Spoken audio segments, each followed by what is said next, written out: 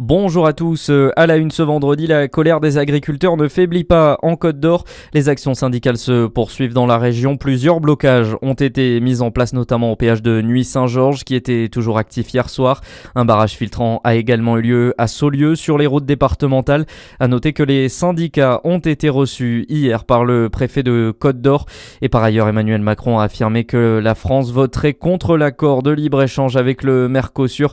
Les 27 pays de l'Union européenne doivent se prononcer aujourd'hui sur la signature de ce traité polémique.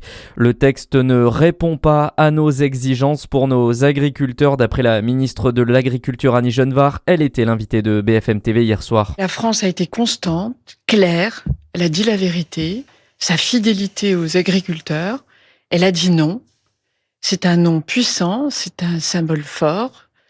Et je pense qu'il y a là la manifestation de l'expression d'une volonté de ne pas laisser l'agriculture française être sacrifiée sur l'autel du libre-échange, d'un libre-échange ancien, mal pensé, mal calibré.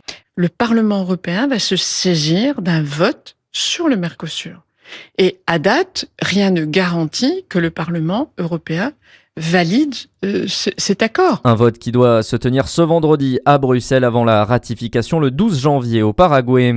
On retourne en région où c'est aujourd'hui que le tribunal de Besançon rend son verdict après un trafic de permis de conduire. Cette escroquerie d'une auto-école dont les faits remontent entre 2021 et 2023. Pour rappel, plusieurs centaines de faux permis avaient été délivrés en échange d'une somme d'argent, montant total de l'arnaque environ 400 000 euros. Les deux principaux prévenus encourent jusqu'à 24 mois de prison, dont 12 fermes et une amende de 100 000 euros. La décision sera rendue dans la journée.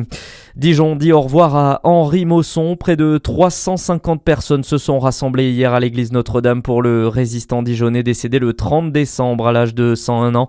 Survivant de la déportation, il était le doyen des rescapés du camp de Natzweiler-Struthof en Alsace, le seul camp nazi installé en France.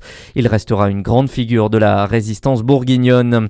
Dans le reste de l'actualité, 380 000 foyers privés d'électricité ce matin dans l'ouest de la France, conséquence du passage de la tempête Goretti qui a frappé hier soir la Bretagne et la Normandie. La Manche a notamment été balayée par des vents particulièrement violents avec un pic à 213 km/h. C'est du jamais vu depuis 1987. 2 personnes ont d'ailleurs été hospitalisées en urgence relative dans le département. De nouvelles frappes russes en Ukraine. L'ensemble du territoire ukrainien a été placé en alerte cette nuit.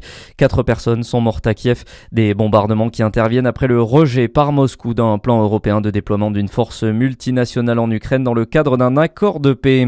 Et puis en foot, les féminines du DFCO reçoivent Toulouse pour les 16e de finale de la Coupe de France. Ce sera demain à domicile à 12h30. À suivre, votre météo sur Fréquence Plus.